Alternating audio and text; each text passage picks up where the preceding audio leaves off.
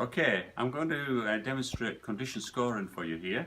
It's an important technique which enables you to just to estimate the condition of the ewe and whether she's suitable for mating. At the moment we're about 8 weeks before mating on many farms, and that allows enough time to get ewes back in condition. So if I take this first ewe here, she's in condition score 2, and I can easily feel the spinous processes, and I very easily can get my fingers over the transverse processes, and as I move my hands up and down, they bounce in and out over the bones. Now, it's easy to remember the scores because think of your hand. Score 2, the fingers, easy to get your fingers underneath. Score 2.5, a bit like those knuckles. Score 3, it's hard to get your hands under, and score 4 is where, like your wrist, where it's impossible. Moving on to the next ewe here, she's score 2.5, and it's a subtle difference, but the spine's slightly better covered, and the ends of the bones are a bit more like that than like your finger ends. So that's score 2.5. Still needs a bit of work because you ideally want them in condition score 3 to 3.5 by mating. So here's a condition score 3 ewe. Notice she's not a big ewe, but she is in good condition. So size isn't necessarily a guide. You have to get your hands on. Don't believe you can condition score sheep just by looking at them.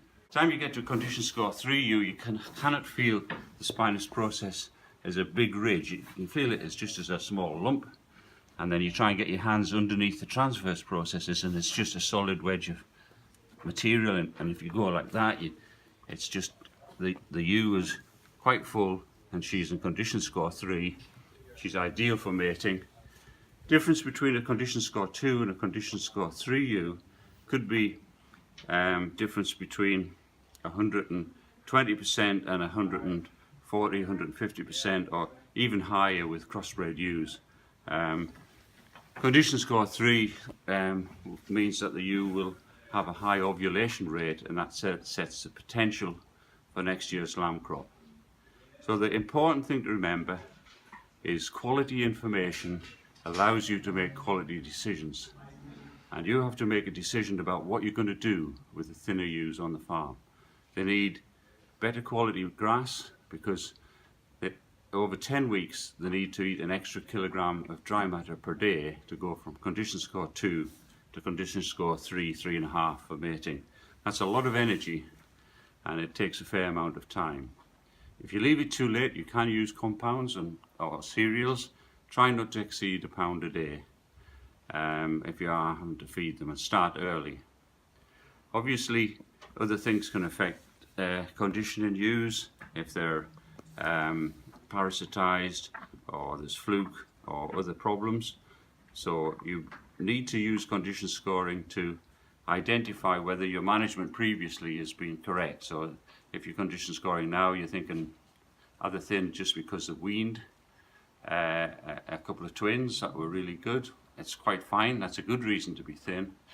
If your sheep are put on better pasture and you sort out the thin ones, and I do believe that they're better off in a separate group because they're more likely to graze harder as a group if they're all thin ones together and not fat ones mixed in that would like to lie down earlier, and they're the ones lie down to be with them.